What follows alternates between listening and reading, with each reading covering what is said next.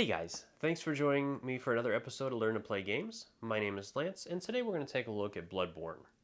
This is Cool Mini or Not's newest game, one of the ones that they released at Gen Con this year. It is a 3 to 5 player game, and it takes roughly 45 minutes to an hour to play.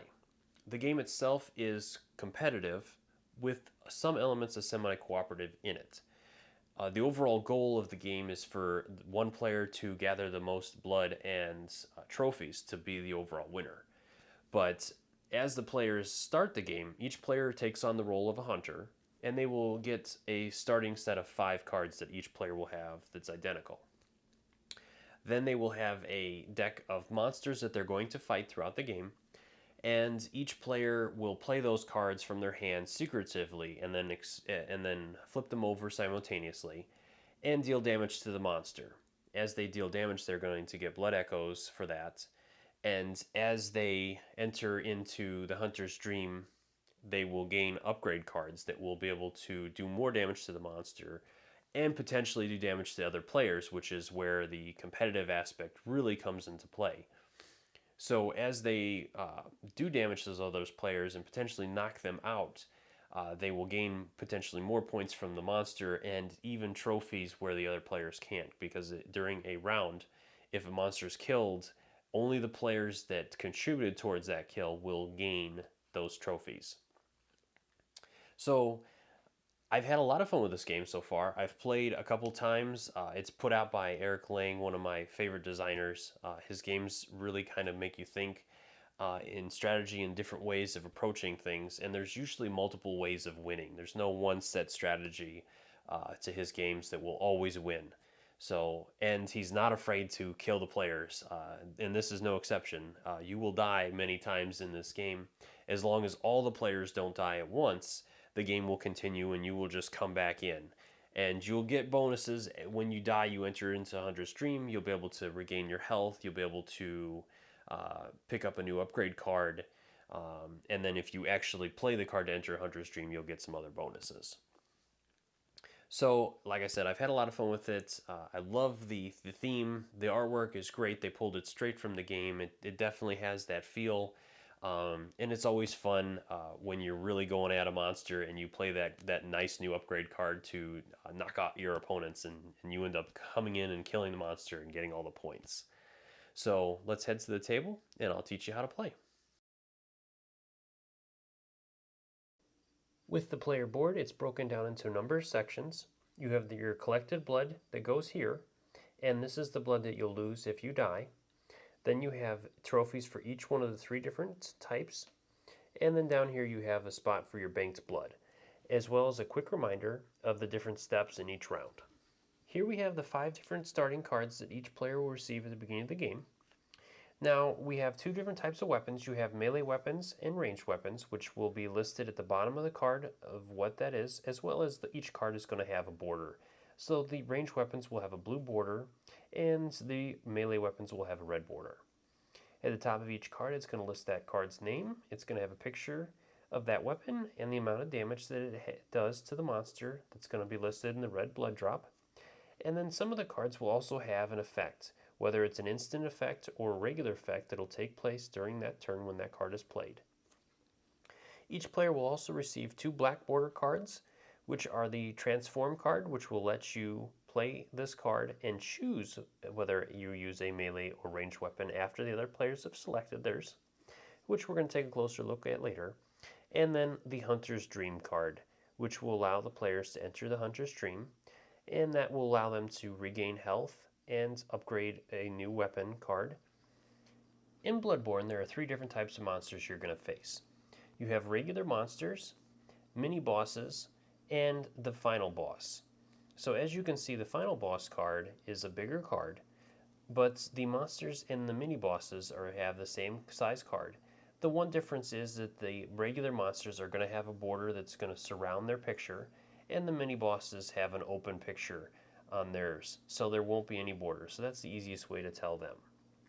Other than that, each card is going to have certain effects that are going to happen when it's played, except for the final boss, which their effects are in play the entire game. At the bottom of each card is going to list the number of blood that monster has or the amount of hit points it has. After that, then you have the lantern color, which is going to signify what dice is rolled when that monster makes an attack.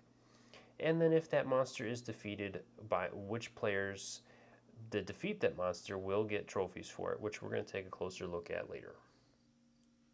The first thing we're going to look at is board setup. So go ahead and grab the final boss cards, shuffle them up, and deal out one of those. That is going to be the final boss that you're going to face at the end of the game. You can do this either randomly, or if all players can agree, then they would go ahead and choose one that they'd like to face. Keep in mind that the final boss's ability is in effect for the entire game. So with Margot's Wet Nurse, at the beginning of each round, each hunter gains 1 health up to their maximum health. So that will be in effect all game. From there, we're going to go ahead and create our dungeon deck. So we're going to go ahead and grab the regular monster cards, shuffle them up, and deal out 7 of those. Then we're going to grab our mini boss deck, shuffle those up, and deal out 3 of those. From there, then we're going to go ahead and shuffle the deck that we've created of 10 cards and flip over the top one, and that is going to be the first monster that we're going to face. From here, we can also put out all the Blood Echo tokens, and we can place the Blood Echo tokens on his card based on the number of hit points he has. So this guy has 6. So we have 6 Blood Echoes on there. And then the other thing that's going to change that is the number of players that are playing in the game. So if you have a 4-player game, then you're going to add 1 Blood Echo to that value, so he would have 7 instead of 6. And if you're playing a 5-player game, then he would receive 2 additional Blood Echoes for a total of 8. And this is in effect for all the monsters that you face based on the number of players. From here, then we can go ahead and grab the upgrade card deck, shuffle that up, and deal out 1 upgrade per player that's playing the game. So we're going to play a 3-player game, so we'll have 3 upgrade cards dealt out. We can also put out the dice in easy reach of the monsters. From here, then we're ready to cover player setup. So for player setup, each player will receive their own dashboard. We're going to play a 3-player game, so each player will receive 1 dashboard. They will also receive 1 of each of the 3 tokens that marks their trophies. From there, each player will receive a wound token track, and they can go ahead and set that to 8, which is going to be their starting hit points. And then they will also receive their 5 starting cards, which is 1 ranged card, their 2 melee cards, a transform card, and their Hunter's Dream card. The last thing we need to do is determine the starting player, and you can do this in any fashion you choose. You can roll a dice, or just randomly choose somebody, or just pick somebody that you'd like to start. And from here, we're ready to start the game. Bloodborne is played over a number of rounds, with each round consisting of 8 phases that the players will follow in order. And the phases are going to be listed underneath on each one of the players' boards so they can see how those progress. So the first thing we're going to do is to choose and play action cards. So each player will secretly and simultaneously go through their cards and choose one of those cards to be the card that they're going to play. When they make their selection, they'll play it face down in front of them. Now, players can discuss which cards they'd like to play, and this is part of the strategy, but you're never locked into those decisions. So you can promise other people that you're going to play certain cards and then turn around and play completely different cards. It's however you want to play it. After all players have made their decision, then all players will simultaneously flip. So let's go ahead and take a look at this. So each player is going to choose a card that they would like to play. And I've put these on the top just so that this video goes smooth. And then we go ahead and reveal them at the same time. So we have 2 of the axes, and one of the players played a hunter's pistol. During step 2, we're going to resolve any transform cards that were played. None of our players played a transform card, but let's go ahead and say, for example, that this player here ended up playing a transform card instead. So when a player or players play a transform card, at this point they're going to choose either a melee weapon or ranged weapon, and again they're going to place them face down, and they'll all reveal them simultaneously. If there's only one player, then he can just go ahead and play his face up. So he's going to go ahead and play the axe. The third step in a round is resolving instant effects. So each player that played a card that has an instant effect will be resolved now. If more than one player played an instant effect card, then you would start with the player that is the first player and move clockwise around the board, resolving each player's instant effect that played the card. If you happen to kill the monster during this step, then you would simply skip to step 7, which is the Hunter's Dream step. Alright, so starting out, the only card in the starting hands of the players that's an instant effect card is the Hunter's Pistol. With its instant effect, it says if you're the only hunter to play the Hunter's Pistol, inflict damage immediately instead of during the Hunter's attack step. So since our player over here was the only player that played the Hunter's Pistol, then he gets to do damage to the monster immediately. It is 1 blood drop, so he'll take 1 blood drop and add it to his collected blood echoes. And then he can discard his weapon card. Step 4 is the monster attacks. So whoever the first player is going to go ahead and look at the monster card and determine the color that's in the lantern. So our monster here is the red lantern, so he's going to roll the red dice. And so he's going to go ahead and roll this. And based on the number that's rolled, if the number has an X in it, that means that it's going to add an additional roll to that number. So we have a 1 plus another 1, and we have that again, plus a 2, so we're at 4 damage, and we continue rolling, and we do 4 more damage. So that's a total of 8 damage, which would kill all the players. So let's go ahead and just say, for this demo's sake, that we rolled a 2, which does a total of 6 damage. So each player is going to reduce their health down to 2. If this kills any players, then they will skip their step in doing damage, which would be the next step, and move straight into the Hunter's Dream step, which we're going to talk about in a minute. Step 5 is the Hunter's Attack. So during this step, proceeding with the player that has the first player token, each hunter is going to go ahead and resolve their weapon that they played.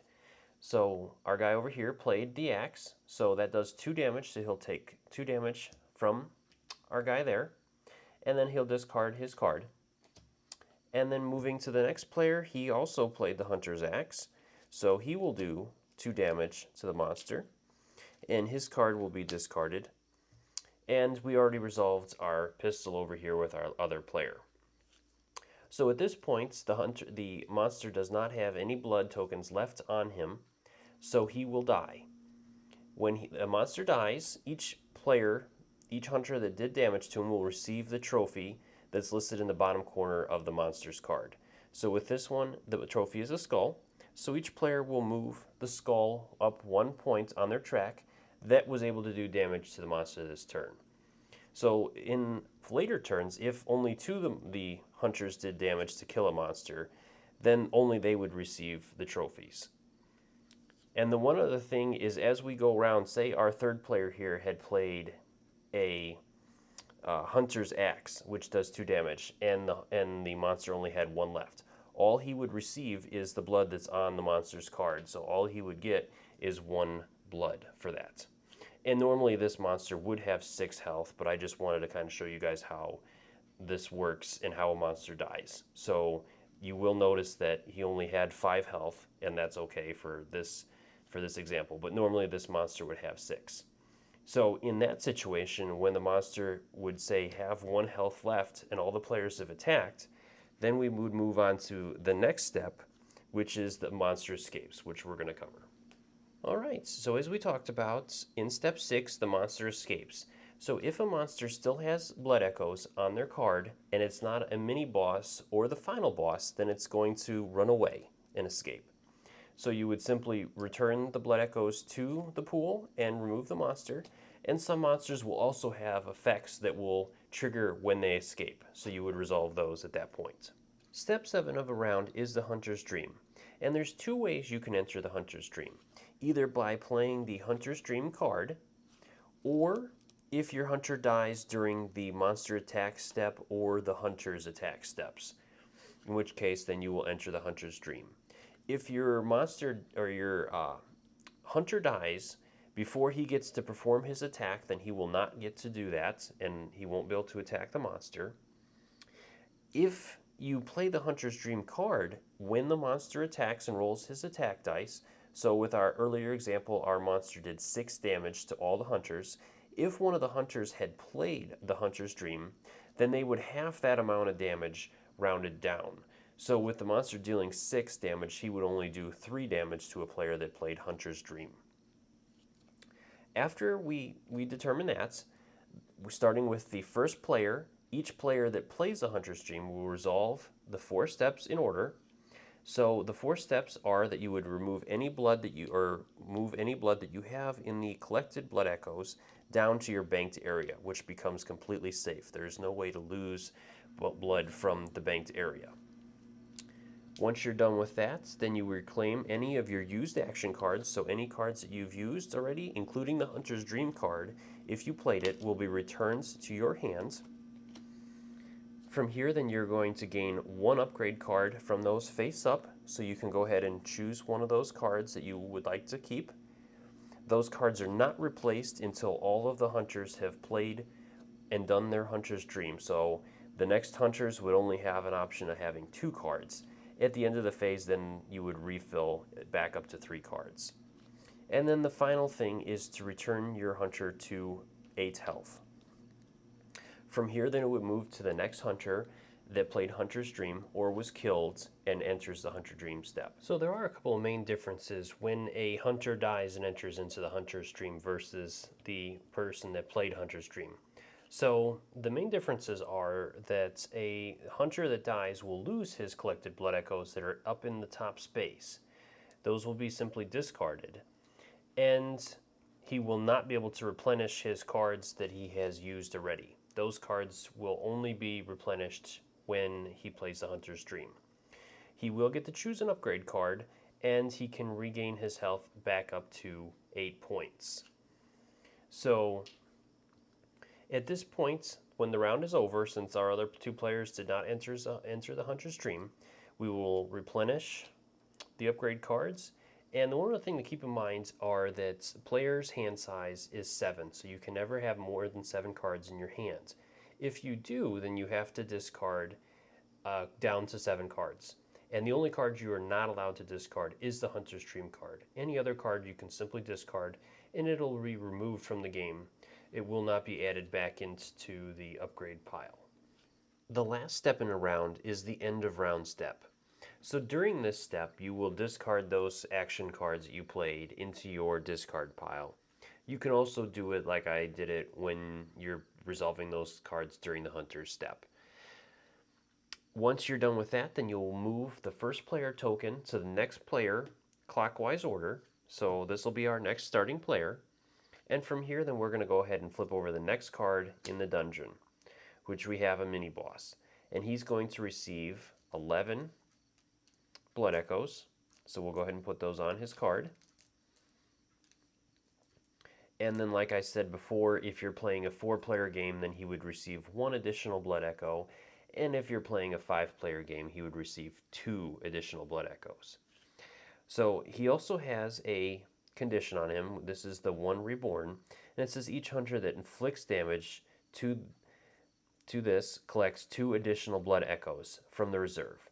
So each time a hunter does damage, he's going to get the damage from the card that he does, plus he'll receive 2 additional ones from the reserve.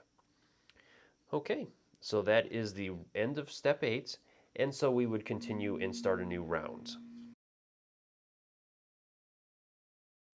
Alright, so now I'd like to take you through a couple more turns so you guys can see how everything flows. So starting at the top of the round, each player is going to choose one of their action cards to play and play it face down. I bet you guys know what these guys are going to probably play with only 2 health apiece. Okay, so then all players are going to reveal. And yes, as we expected, both players played the Hunter's Dream. From here, we'll move into the second step, transform cards. Nobody has played any transform weapons. The next step is to cover the resolve any instant effects. So none of our hunters played any instant effects. So then we'll go into the monster's damage. This monster has a yellow lantern, so we'll roll the yellow dice. It does 1 damage plus 3 for a total of 4 damage. So our hunter over here will take 4. And our 2 hunters here will take half damage, but unfortunately that's still enough to kill them. And so they will be both killed, and they will lose the blood echoes that they have in their reserve. From here, then we'll go ahead into the hunter's attack. And so our hunter here, starting with the player that has the first token, which is him, he plays a 4 damage card, so he'll take 4 damage from our monster. And then anytime a hunter does damage to the monster, they also get 2 blood from the reserve.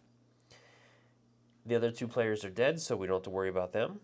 The monster escapes is the next step, which mini-bosses will not escape. We'll have to defeat him, so he's going to stick around. And then we'll go ahead and head into the hunter's dream step. So during this step, both of our hunters played the hunter's dream, so they'll benefit from all of those abilities. They both lost their blood, so they don't get to bank any blood. They get to regain all their cards, but they only had the hunter's dream card to regain. They both get to pick a upgrade weapon, though. So starting with the player over here, he gets to pick a weapon. He's going to go ahead and take this repeating pistol. And with this one, it lets him ignore all damage on his hunter this round when he plays this. So that's a good card that he's going to take. And our other hunter is going to go ahead and select the flame sprayer. So this one, whenever hunters who played a melee weapon take damage, they're going to take double damage. So this one's pretty handy for him. So he's going to hopefully try to knock out some hunters with that. From here, then both of our guys will regain their full health.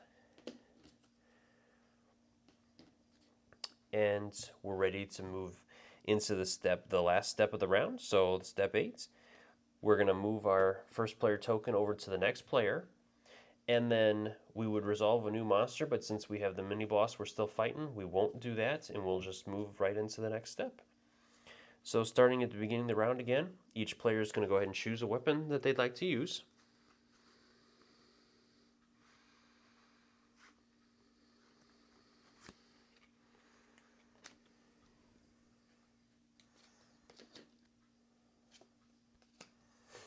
All right, so then we'll reveal.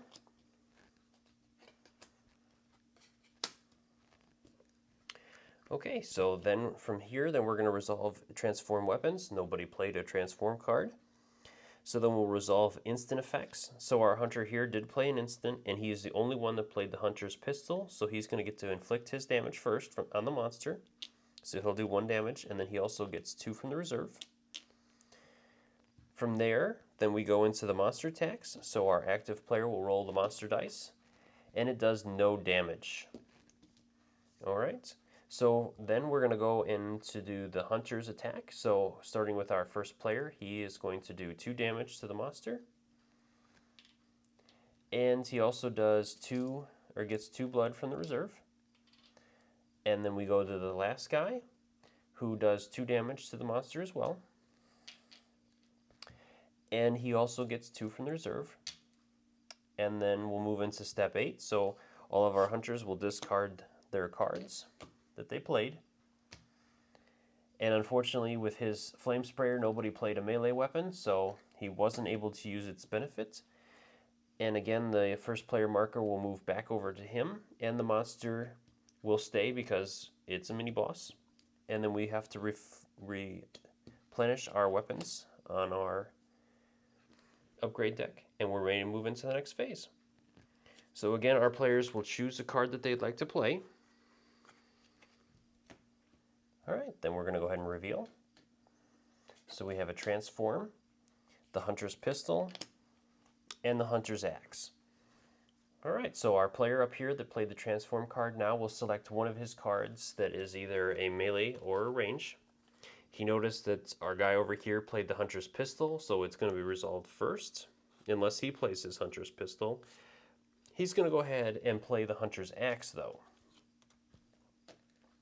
So he's basically going to take this player out of it.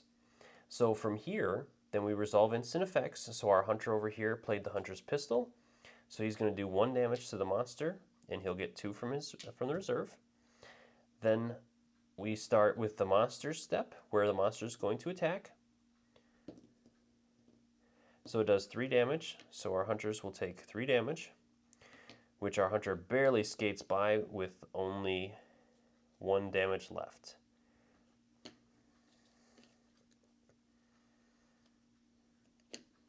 Okay. From here, then we go in and take care of the hunter's attack step. So our guy that starts with the first player marker will do 2 damage to the monster, and will receive 2 from the reserve.